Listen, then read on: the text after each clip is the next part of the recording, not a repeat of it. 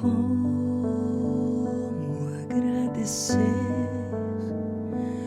a Jesus o que fez por mim, sem eu merecer. Vem provar o seu. Olá, minha querida primeira Igreja Batista em Éden. Pela graça de Deus, nós estamos mais uma vez juntos. E agora, nessa manhã de domingo, estamos terminando o mês de maio. E a minha oração é que Deus nos abençoe, que Deus fale ao nosso coração, que Deus receba esse culto e que no final nós possamos sentir que Deus se agradou e que nós estamos felizes e que valeu a pena. Deus me abençoe, Deus te abençoe, é a minha oração. Eu quero começar lendo o Salmo 62, os versos de 5 a 8, quando o salmista nos diz assim: descanse somente em Deus, ó minha alma, dele vem a minha esperança, somente ele é a rocha que me salva, ele é a minha torre alta, não serei abalado. A minha salvação e a minha honra de Deus dependem. Ele é a minha rocha firme, o meu refúgio. Confiem nele em todos os momentos, ó povo. Derramem diante dele o coração, pois ele é o nosso refúgio. Amém? Derrame diante dele o coração. Nós precisamos fazer isso. Nesse período de quarentena, nessa pandemia, estamos em casa. Então é um privilégio, eu disse isso no início, que nós temos de poder estar em casa para estar orando, principalmente para estar orando, conversando com Deus, derramando o nosso coração no altar do Senhor. E então nós precisamos orar primeiro por nós mesmos, depois orar pela nossa família, depois orar pelo nosso querido Brasil, orar por esta situação política do Brasil, uma situação muito difícil. O Brasil está passando por momentos difíceis lá em Brasília. Os poderes não estão se entendendo. Nós precisamos então suplicar muito pelo Brasil na questão política. Precisamos suplicar também pela questão sanitária, a questão do Covid-19, desse coronavírus. Precisamos pedir muito a Deus que Ele guarde o nosso país, que Ele proteja o nosso país. Nós já temos muita gente que faleceu, já perdemos muitos brasileiros. Nós precisamos pedir a Deus para que Ele intervenha na nossa pátria e Ele poupe nossas famílias. E Ele poupe pessoas que estão infectadas e cure essas pessoas. Precisamos orar, pedir a Deus. E também você deve orar pela igreja, se você puder. Ore pela sua igreja, pela nossa igreja.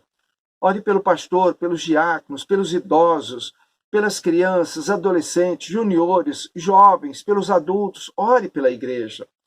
Ore pelos programas da igreja que precisam estar sendo replanejados para quando a igreja voltar no pós-pandemia, pelos ministérios da igreja, para que nós possamos voltar ativos, operosos. Ore pela igreja. Então eu quero, nesse momento, orar. Vamos orar. Nosso Deus e nosso Pai, louvado seja o teu nome, glorificado seja o teu nome, Pai. Pai, muito obrigado por esse momento, por essa mídia, por essa tecnologia, por essa possibilidade de podermos, como igreja, estarmos juntos, ainda que de forma virtual. Eu peço, Pai, nos abençoe.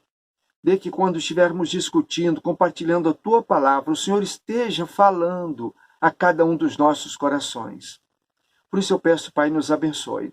Eu peço, Pai, por cada pessoa que está agora me ouvindo, me acompanhando, Pai. Dê que eles possam sentir a Tua presença, o poder da Tua palavra, a Tua mão que conforta, que consola, que abençoa, que cura, que restaura. Pai, abençoe essas vidas. Dê o que eles estão precisando, Pai. Alguns estão precisando de cura, outros de suprimento, de recursos financeiros. Talvez relacionamentos quebrados, Pai.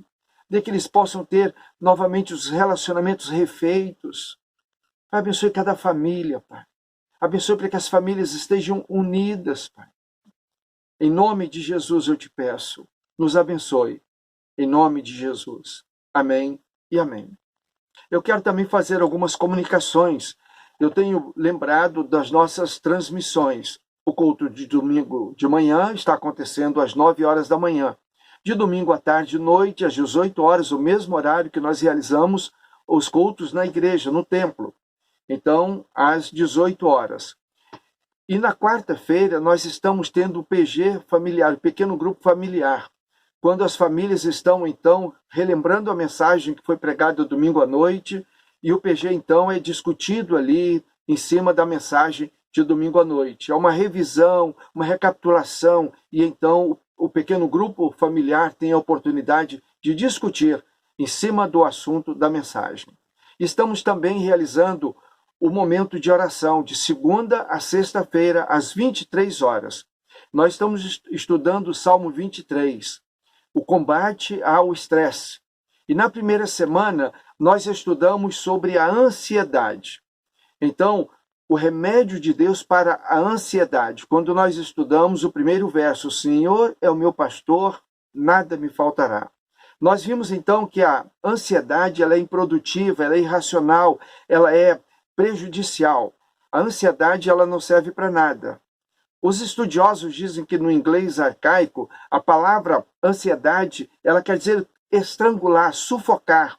É como se alguma coisa estivesse apertando a sua garganta. Então nós precisamos nos livrar da ansiedade.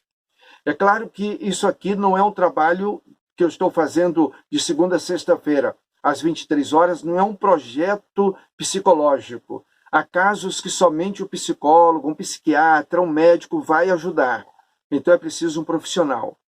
Mas o que nós estamos fazendo é compartilhando a palavra de Deus. E o Salmo 23, ele nos dá 7 remédios, como se fossem 7 cápsulas para a gente combater o estresse. Então, na primeira semana estudamos sobre a ansiedade.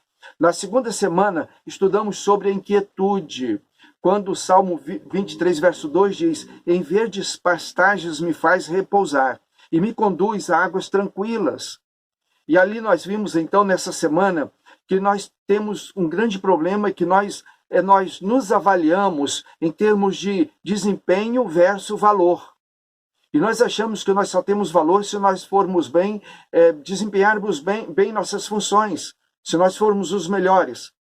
Mas o nosso relacionamento com Deus, aquele que pastoreia as nossas almas, nosso relacionamento com Ele tem que nos levar a entender que Ele nos valoriza, independente do nosso desempenho, se nós somos bons ou não, se conseguimos atingir as metas ou não, Ele continua nos valorizando. E aí nós vimos nessa semana que Deus nos ama.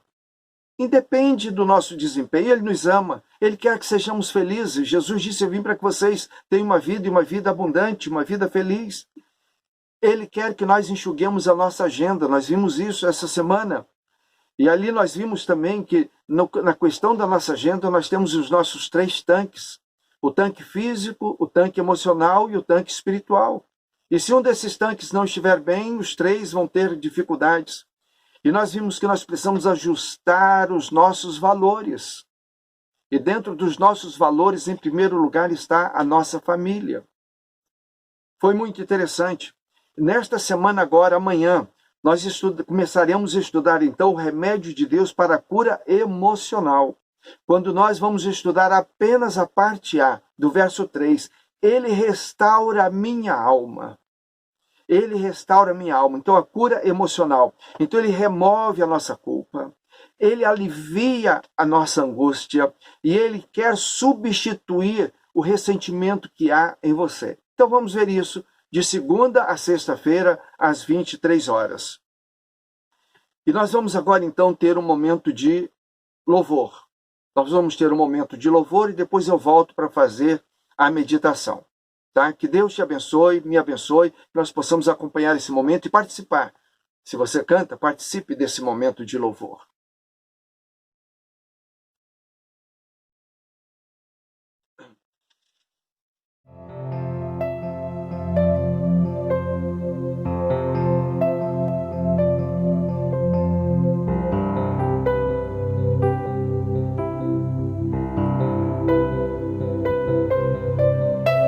Seguro estou nos braços daquele que nunca me deixou.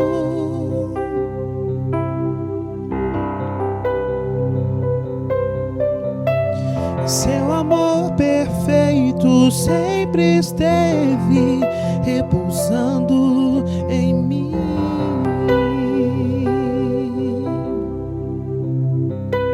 Se eu passar pelo vale, acharei conforto em seu amor, pois eu sei que és aquele que me guarda, me guarda.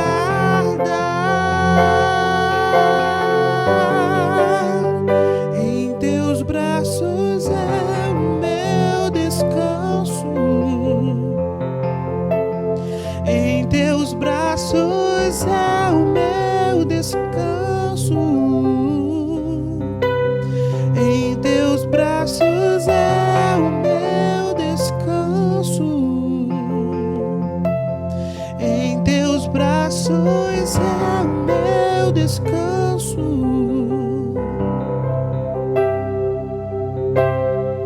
Seguro estou nos braços daquele que nunca me deixou.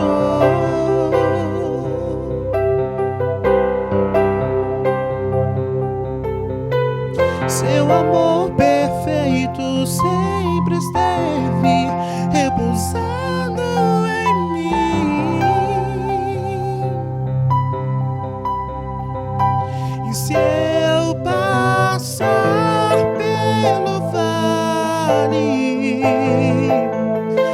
acharei conforto em seu amor, pois eu sei que és aquele que me guarda, me guarda.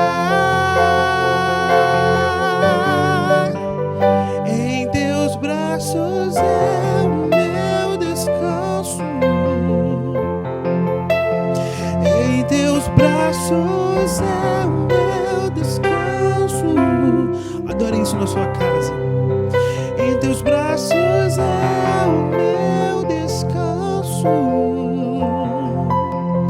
em teus braços é o meu descanso.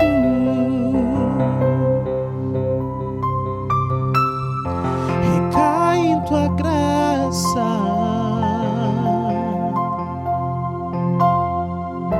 recaio de novo em tuas mãos, recai em tua graça,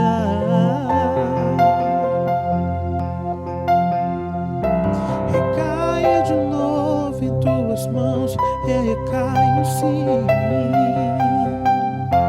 Recai em tua graça,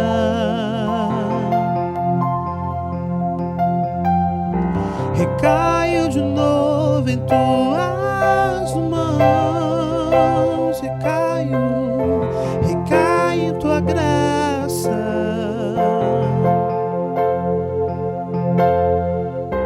recaio de novo em tuas mãos.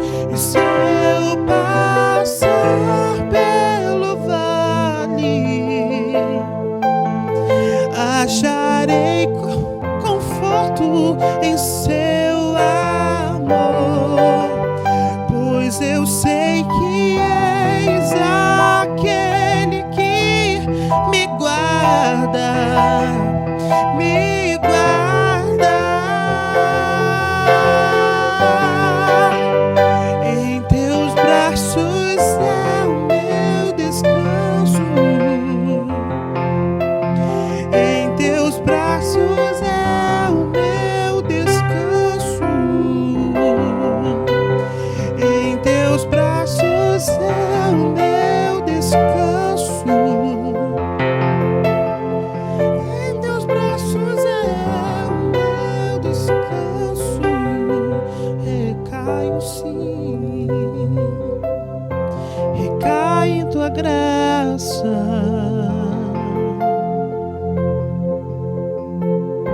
recaio de novo em tuas mãos, recai em tua graça,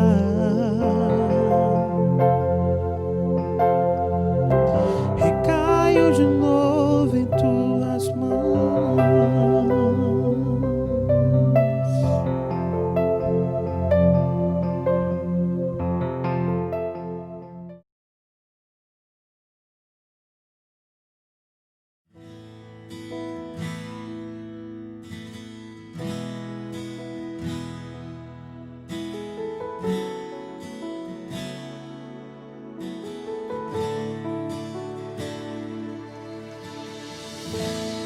Aquieta minha alma, faz meu coração ouvir tua voz.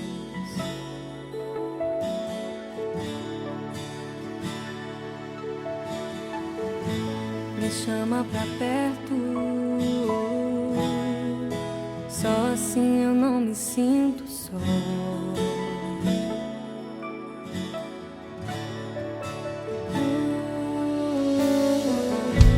Aquieta minha alma, faz meu coração ouvir tua voz.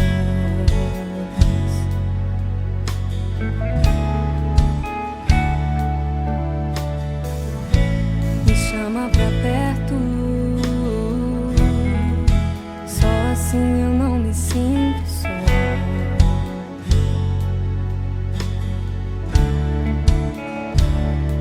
Porque na verdade eu descobri que tudo que eu preciso está em ti. Mas meu coração é teimoso demais pra admitir. Sei que depender é como viver perigosamente, mas eu preciso acreditar e confiar no que você me diz. Aquieta minha alma, faz meu coração ouvir tua voz.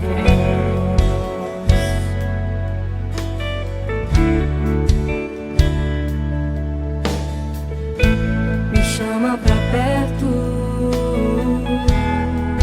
só assim eu não me sinto só.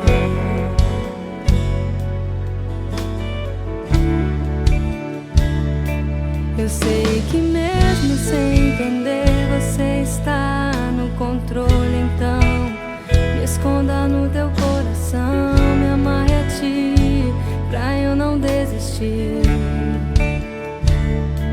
Eu não quero mais fugir da tua vontade pra mim. Eu sei que vai ser difícil, mas você estará sempre comigo. E mesmo que minha alma grite e tente me fazer voltar atrás, eu vou confiar, eu vou descansar, me lançar no teu amor,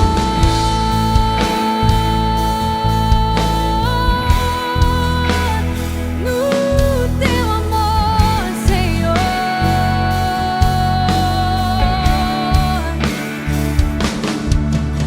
O tempo não pode apagar, as muitas águas nunca levarão o amor que você sente por mim. Eu sei que tudo vai se cumprir. O tempo não pode apagar, as muitas águas nunca levarão o amor que você sente por mim. Eu sei que tudo vai se cumprir. Vai ser difícil, eu sei, largar tudo por você, mas eu sei que quando eu pensar em desistir, você estará ao meu lado, me segurando, me assegurando de que tudo vai ficar bem, tudo vai ficar bem. Vai ser difícil, eu sei, largar tudo por você, mas eu sei que quando eu pensar em desistir, você estará ao meu lado, me segurando, me assegurando de que tudo vai ficar bem, tudo vai ficar bem.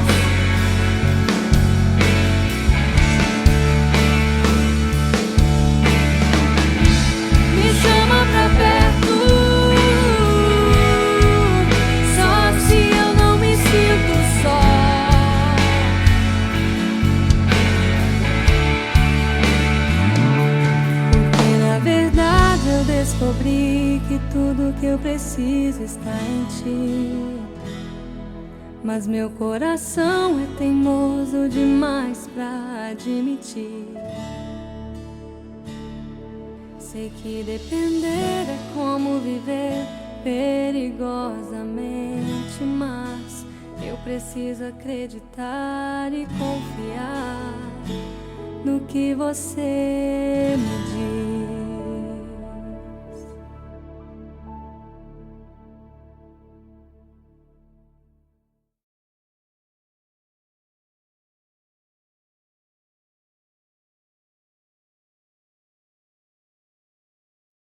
Amém? Então agora vamos à mensagem dessa manhã. Nós estamos vivendo essa quarentena diante dessa pandemia e há um certo desespero, há prejuízos, muitas perdas, empresas que fecharam as suas portas, pessoas que perderam seus empregos, ganhos, lucros que eram previstos não foram alcançados. E é o momento em que as pessoas estão perdendo a esperança. E eu quero nessa manhã compartilhar com você um tema: o sonho não acabou. O sonho não acabou, a vida não acabou, o mundo não acabou. Nós estamos passando um período e isso vai passar. E aí nós vamos ler alguns versos da palavra de Deus. O primeiro que eu quero ler, 1 Coríntios, capítulo 2, verso 9, quando a palavra de Deus nos diz algo muito interessante. Olho nenhum viu, ouvido nenhum ouviu, mente nenhuma imaginou o que Deus preparou para aqueles que o amam. Aquilo que Deus tem preparado para você e que você ainda não viu, você não percebeu, você nem imagina, você não recebeu. Está preparado, meu irmão.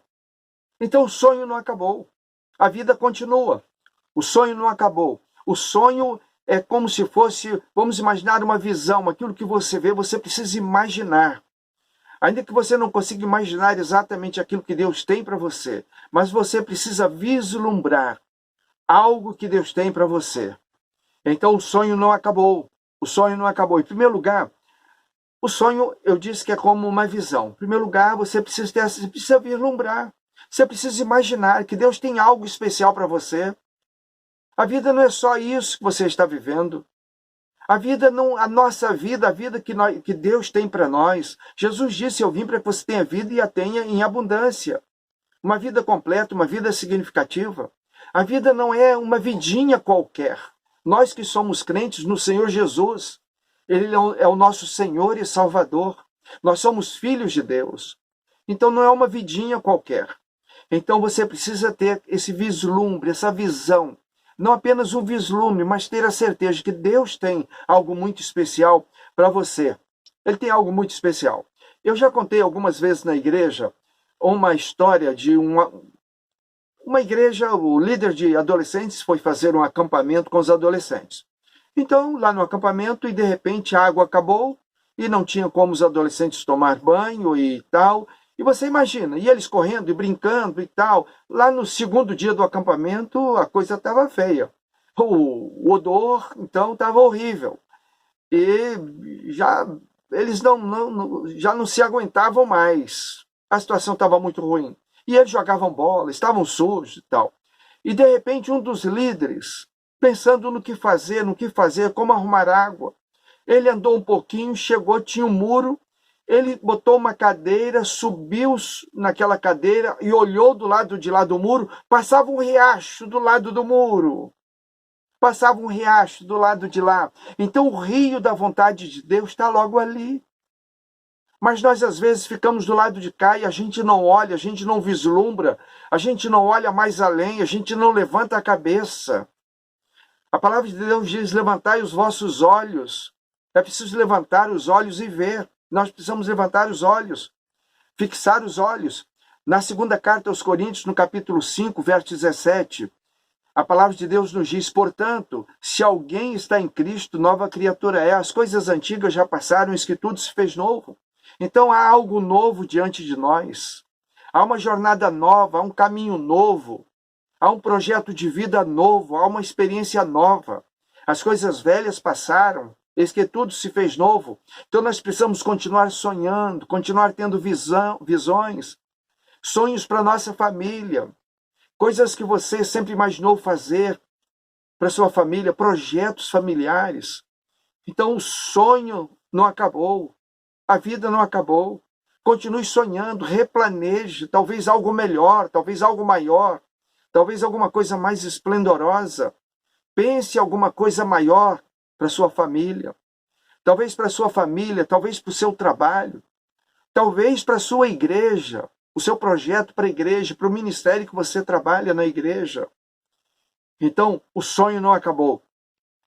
Em Joel capítulo 2, verso 28, a palavra de Deus diz assim, e depois disso, olha, e depois disso, imagino eu, e depois desta quarentena, e depois dessa paralisação, e depois destas perdas, e depois destes prejuízos, e depois desta inquietação, e depois disto derramarei o meu espírito sobre todos os povos.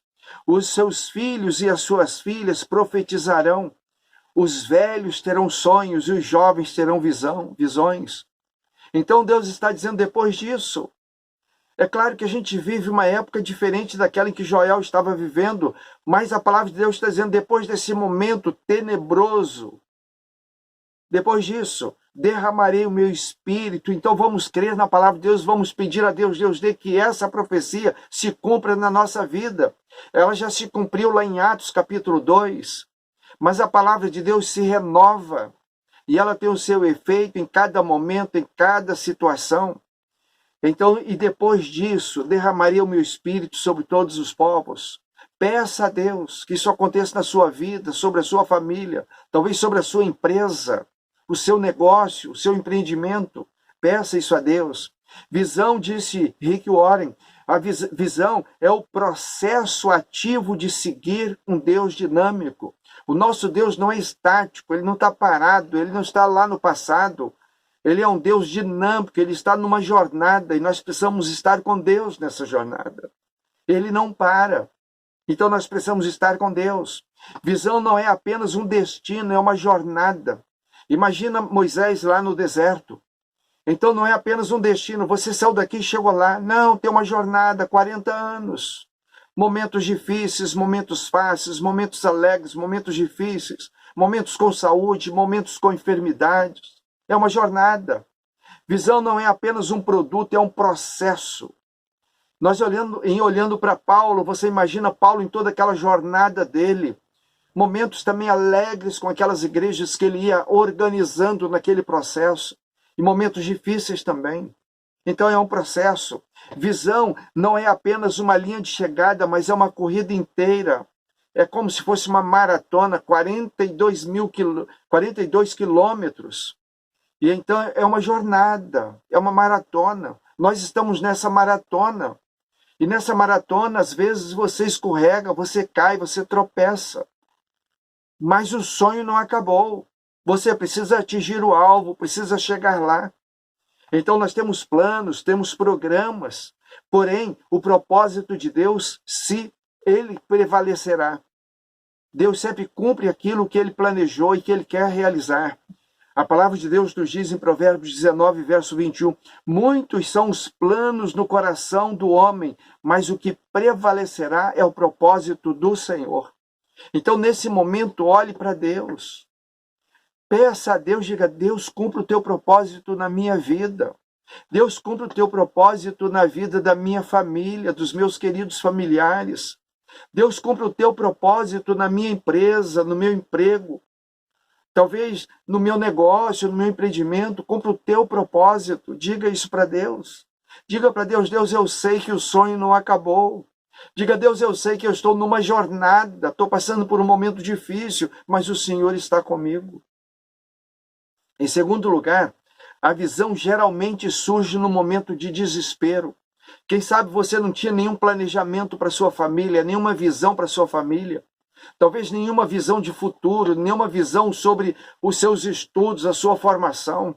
Talvez nenhuma visão sobre o seu casamento, relacionamento conjugal, relacionamento afetivo. Mas nesse momento você tem a oportunidade de, diante de Deus, começar a sonhar. e ter esses planos. E normalmente esses planos, esses sonhos, eles surgem no momento de desespero.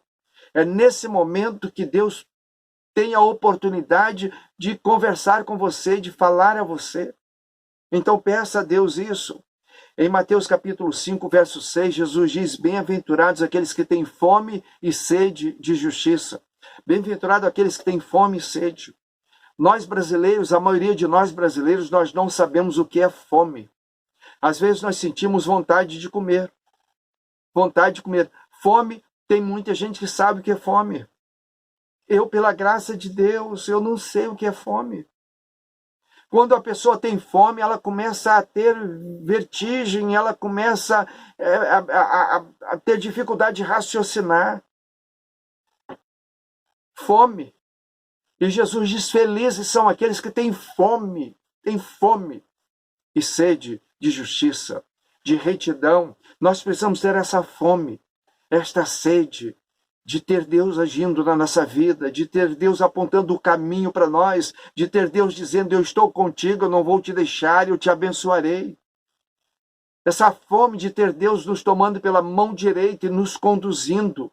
Bem-aventurado aqueles que têm fome e sede de justiça. Essa visão, esse propósito de Deus, nós não encontramos esse propósito de Deus quando nós o buscamos. Essa visão, este sonho que nós o buscamos. Nós encontramos esse propósito, esse sonho, esse projeto de Deus quando nós buscamos a Deus. Então, nesse período de quarentena, busque a Deus. Esteja na presença de Deus. Converse com Deus. Ajoelhe-se na presença de Deus. E nessa busca de Deus, você vai encontrar o projeto de Deus para a sua vida. Para a sua vida com relação a você. Para a sua vida com relação à sua família. Para a sua vida com relação ao seu trabalho, à sua vocação. O seu relacionamento afetivo, conjugal. Então busque a Deus. Busque a Deus. Neemias buscou a Deus em oração. Neemias orou e jejuou. E Elias fez isso. Neemias.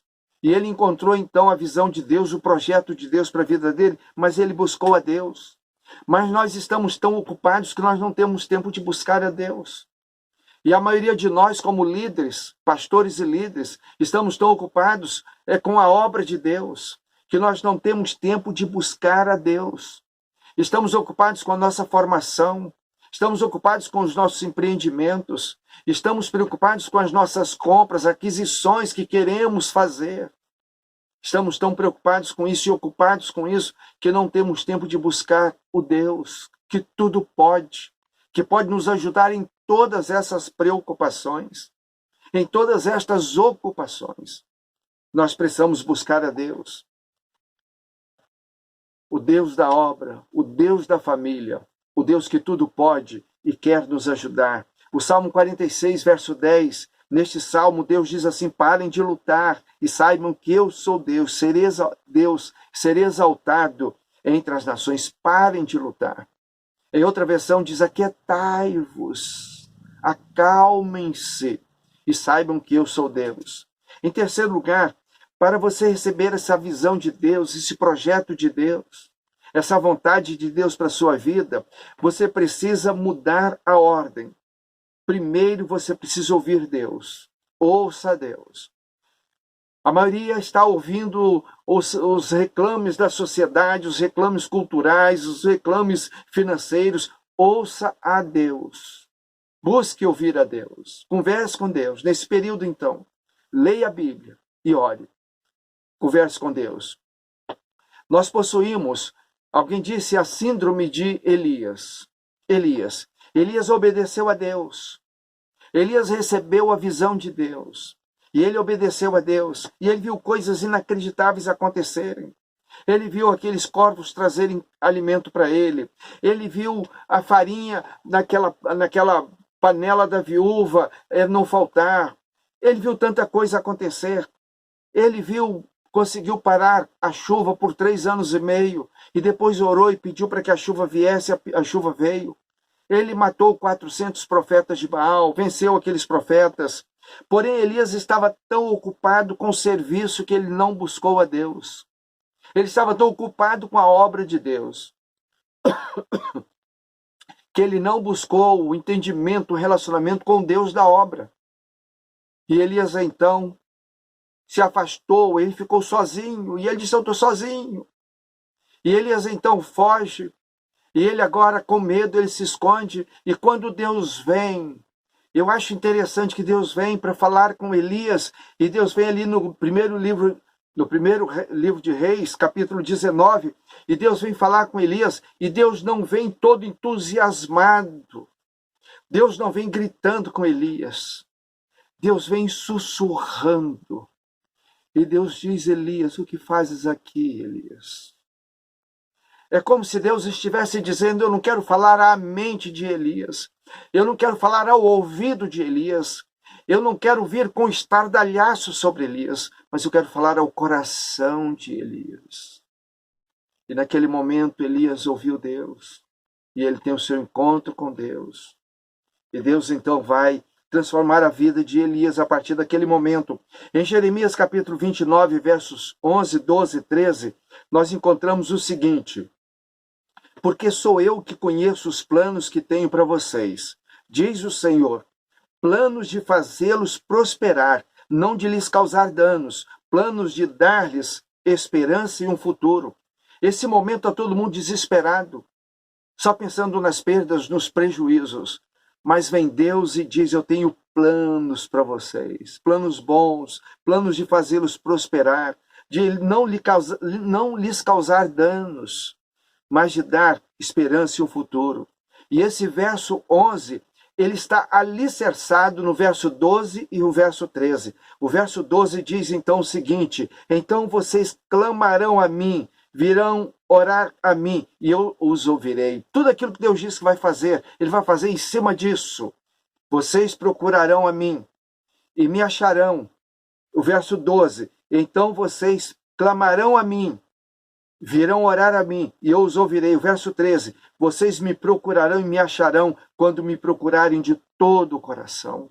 Então, nesse período, nessa quarentena, procure o Senhor de todo o coração. E ele vai então cumprir o verso 11 na sua vida. Deus tem um plano bom para cada um de nós. Ele tem projetos bons para cada um de nós. Projetos abençoadores para cada um de nós. Então, se você quer receber esse projeto de Deus, essa visão de Deus para a sua vida, você precisa buscar a Deus de todo o coração. Busque a Deus de todo o coração. Você vai receber essa orientação de Deus quando você abrir o coração diante do altar do Senhor. Em último lugar, esse projeto de Deus, essa visão de Deus, do que Ele quer fazer na sua vida, dessa bênção que Ele tem para você. Isso requer paciência. Isso requer paciência. Neemias. No livro de Neemias, nós encontramos toda aquela história fantástica de Neemias. Os muros de Jerusalém tinham sido derrubados e fendidos, e eles tinham fendas, e as portas estavam quebradas e tal, mas tudo aquilo começou há 70 anos atrás. Neemias estava em Suzã, servindo ao rei de Suzã, Artaxerxes, por 20 anos. 20 anos. Com certeza Neemias tinha um coração em Jerusalém, mas ele estava lá por 20 anos. Quando o Anani chega, o irmão de Neemias, e Neemias pergunta sobre Jerusalém, e Anani conta para ele. O texto diz que Elias se pôs a orar, e ele vai orar. E ele ora durante 4 meses. Durante 4 meses. Neemias 1, verso 1, diz que é o mês de Quisleu, isso é, dezembro. E Neemias 2, verso 1, diz que é Nissan, o mês de abril. Então ele ora janeiro, fevereiro, março e abril. Ele ora por 4 meses. Isso quer dizer que Neemias esperou. O segredo é ter paciência. Uma visão do futuro requer paciência. Você precisa ter paciência. Nós estamos apenas numa quarentena. É um período que está sendo traumático para muita gente, mas é preciso paciência. Neemias esperou, ele orou por 4 meses. Ele jejuou durante esse período. Neemias orou. A visão é dada geralmente àqueles que têm paciência. Aquilo que Deus tem para você e que Ele quer revelar a você, Ele só vai revelar se você tiver paciência. É preciso esperar. Mas nós somos uma geração impaciente. A gente ouve sempre as pessoas dizerem assim: eu odeio esperar. É só você ir ao banco e aquelas filas no banco e você vê pessoas impacientes que odeiam esperar. Você está no mercado, a fila está grande, muita gente é capaz de largar o carrinho cheio e sair para outro mercado porque não consegue esperar. Odeio esperar. E nós somos uma geração que nós queremos o micro-ondas. Tem que ser tudo rápido, tem que ser tudo para aqui, agora, instantâneo.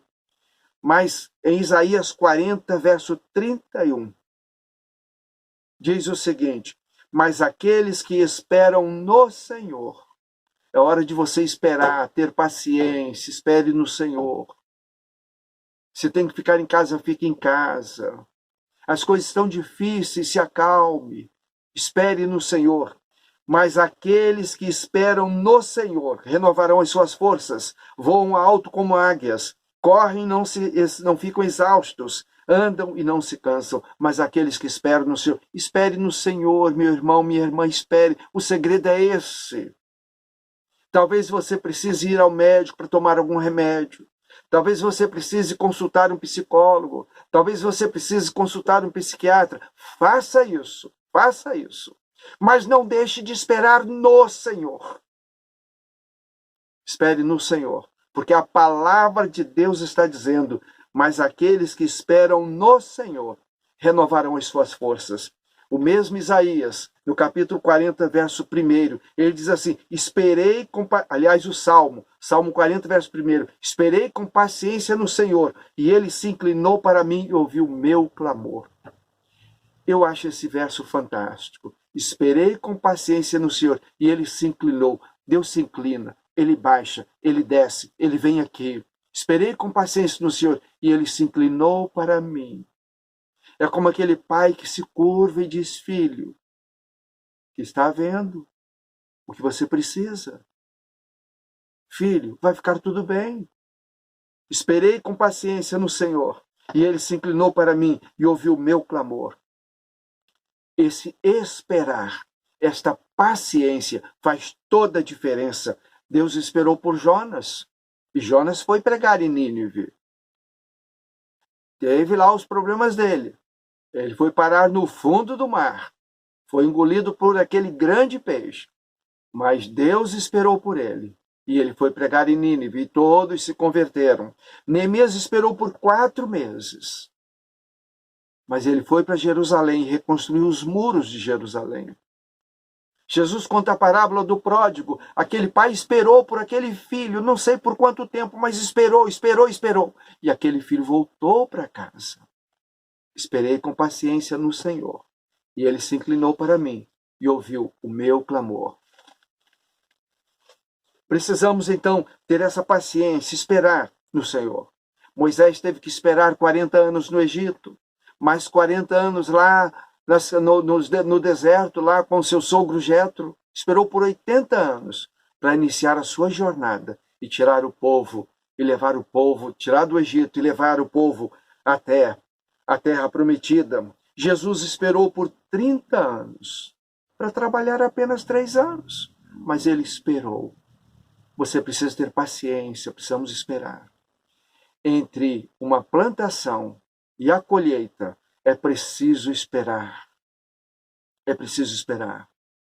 Raras são as culturas, as plantações que você planta e colhe na mesma estação. Normalmente você planta numa estação, colhe na outra estação. Esperei com paciência no Senhor. Eu tenho contado a história de uma mulher. Ela orou pela conversão do seu pai. Orou por 1 ano inteiro e ele não se converteu. Ela continuou, ela falou com Deus: Deus, meu pai não se converteu. E ela entendeu Deus dizendo para ela assim: filha, continue orando, continue orando. E ela continuou orando. Orou por 5 anos mais. E o pai não se converteu. E ela disse para Deus: Deus, eu vou parar de orar. Deus disse: continue orando, filha. Continue orando. E ela continuou orando. Orou por 10 anos, 15 anos, 20 anos. Quando ela estava orando por 20 anos, o pai se converteu e ele foi batizado. Aleluia. E aí, quando o pastor termina o batismo, e o pastor troca a roupa, quando o pastor está indo para o púlpito naquele corredor, o pastor encontra aquela filha que orou por 20 anos pelo seu pai, e ela estava chorando aos soluços, chorando copiosamente. E o pastor disse: menina, por que você está orando assim, chorando? O teu pai se converteu, acabou de ser batizado. Ela disse: pastor, aconteceu isso. Eu orei por um ano, quis parar de orar. Deus me falou para continuar orando. Orei mais 5 anos, falei com Deus que não ia mais orar. Deus mandou continuar orando. Eu orei por 20 anos. Pastor, tem que chorar e chorar muito. Chorar de gratidão, de alegria, de felicidade. É preciso esperar no Senhor.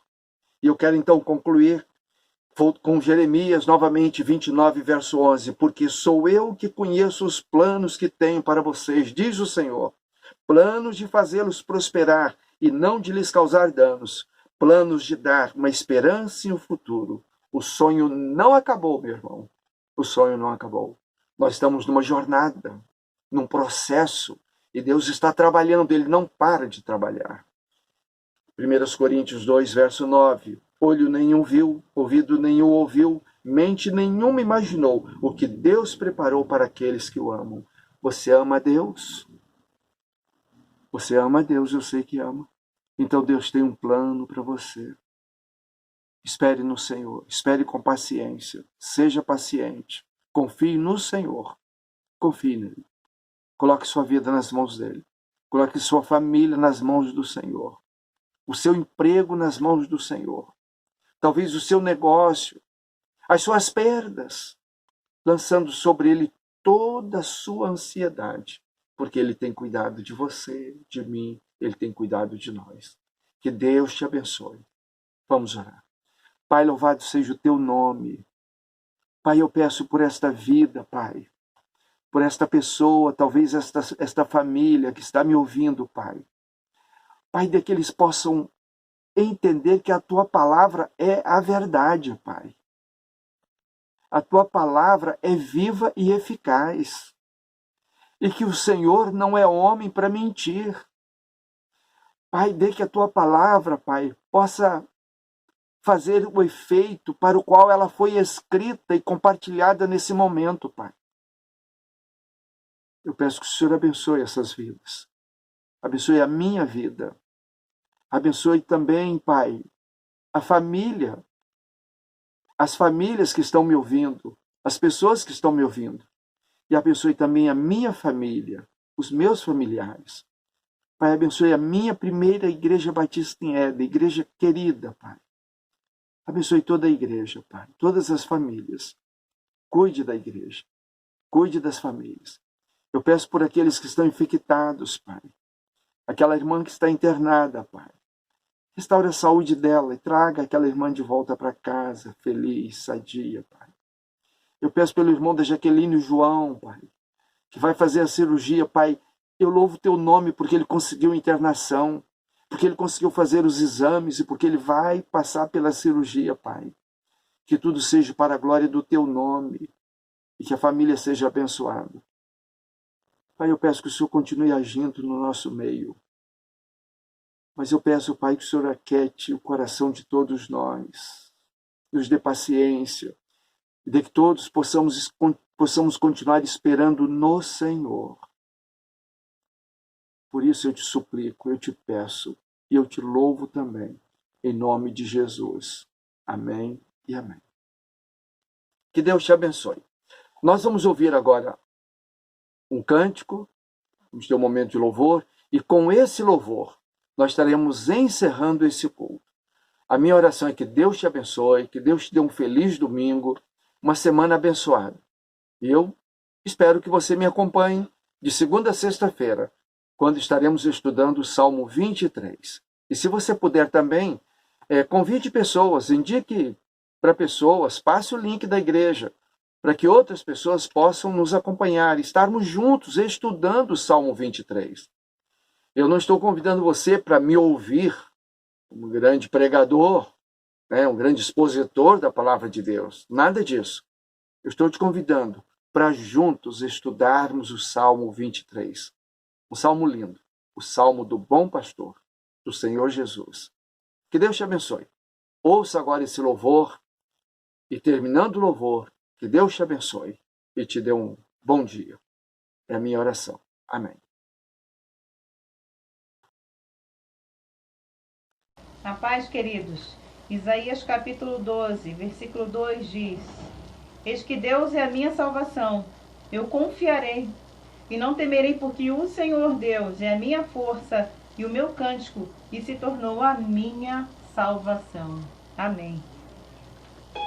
Aleluia.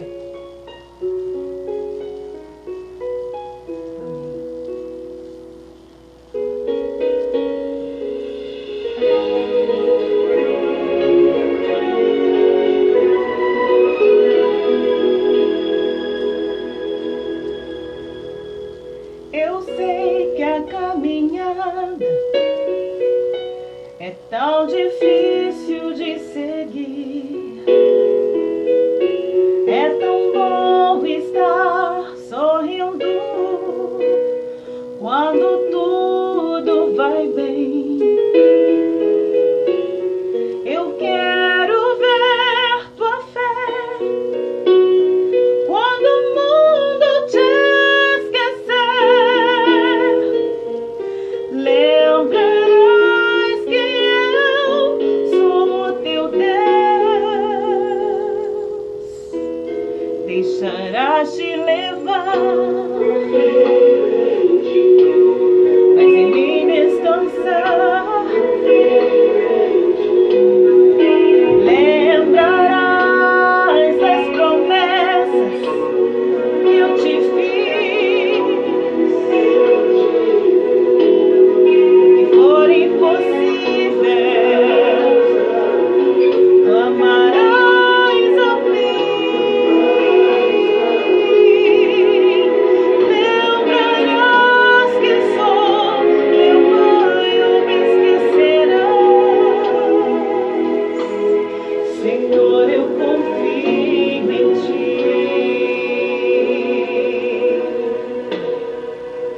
Eu sei que a caminhada